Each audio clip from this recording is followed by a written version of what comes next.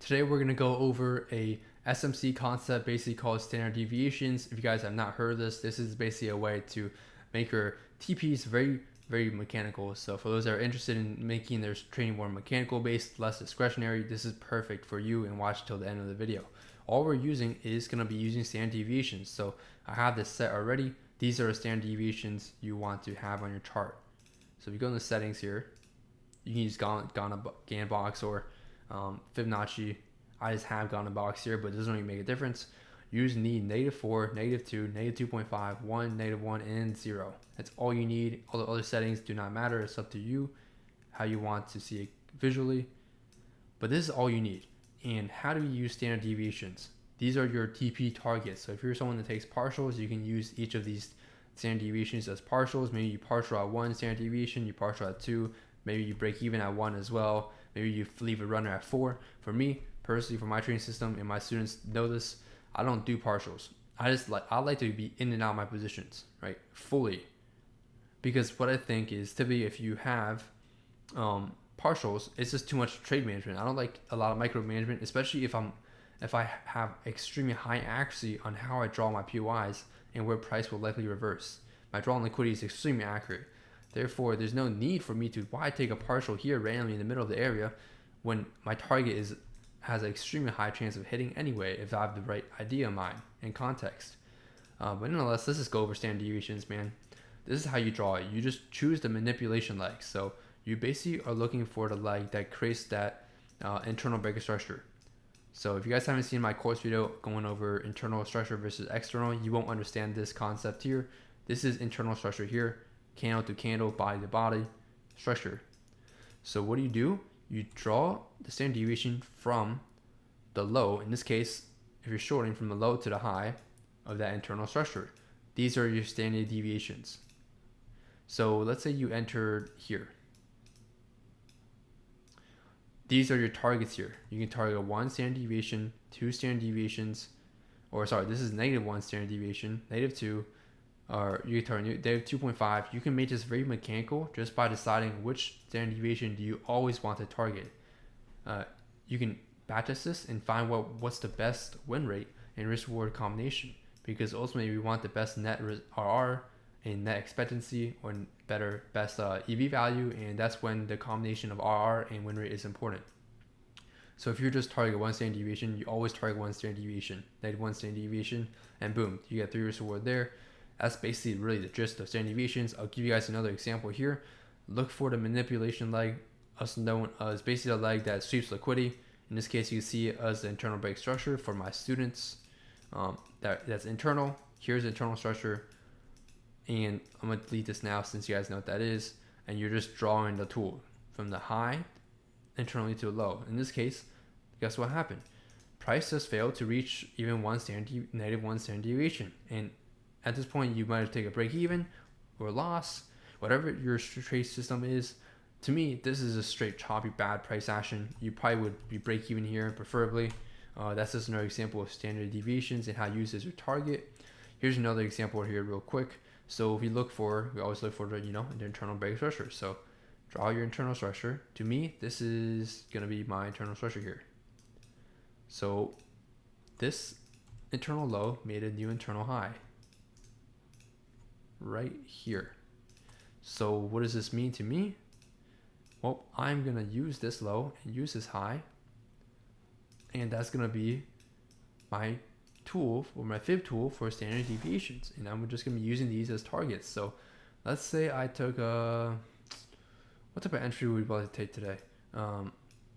Let's say you take an IFVG entry model here. Your stop is gonna be rough here. You can anticipate us not coming back to mitigate the OB if you want. You can target -2.5 or -2, or if your system tells you -4 works the best from your back testing, preferably 100 trades. I always preach at least 100 trades. This way, 1 loss or 1 win is going to affect your win rate by 1% or decrease by 1%, right? Because 100 trades, 1 out of 100. If you take only like a 25 trade sample size, each trade, loss or win, is going to affect your entire win rate by 4%, which is a lot. That's substantial for just 1 trade. It could just be pure luck, or not pure luck. It could just be pure coincidence, right? Because maybe the next trade is the winner that balances that out again. But nonetheless, you can see here, This is an example of using standard deviations as your TPs, and it did go to -4 standard deviations. Pretty straightforward common sense, but the further away your standard deviations are, the less likely it is for trades to hit.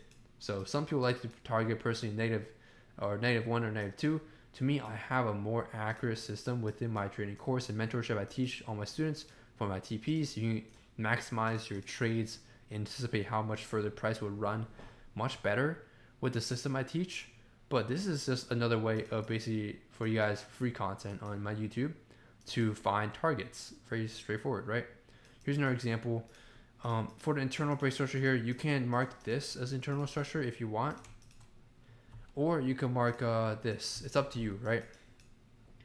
So in this case, what I'm saying is you mark the internal break structure, right? And of course, this would be an internal change character. So you take the internal change character, high or low, and you take the internal break structure, high or low, and basically you just draw like that. So in this case, you could draw like this, or you could draw your standard deviations to this high, which is going to be more conservative, as you can see, because it aligns better with POIs. If it aligns with liquidity sweeps, certain levels that you are looking at, if you're trading levels or POIs, right, then you can keep it as confluence, right? So for example, let's say you enter this with the OB entry model right here, which is one of my favorite entry models that I use all the time, and you target -4, boom, we hit it eventually right there after this manipulation fake reaction that I talk all the time about to avoid. So you avoid taking losses like this, and you potentially take better trades, meaning waiting for these to sweep first. So this is about a 5 risk reward using just standard deviations as an extra set of confluences. I wouldn't really say this is a confluence. It's just more so of a more mechanical way to set TPs, especially if you're trading on a higher time frame and you're unsure about where to put your TP. Like here, if I'm anticipating a big move, this is likely like an hour demand or 30-minute. Take your entry here, OB entry model right there, and boom. You target your -4 standard deviations if you are looking for that big high time frame move on a lower time frame in alignment, or you can target previous day high if you wanted to. Target -4 standard deviations, you make about 3.67 risk to reward here.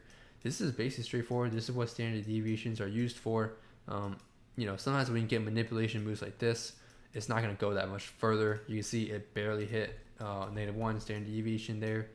If you're looking for continuations, it's obviously going to go much further.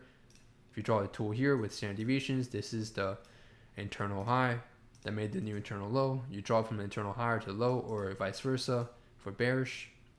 And you look for your entry model. Okay, that's my entry model right there. And then again, you can target whatever you want, -1, -2, -2.5. It keeps everything very mechanical and straightforward, right?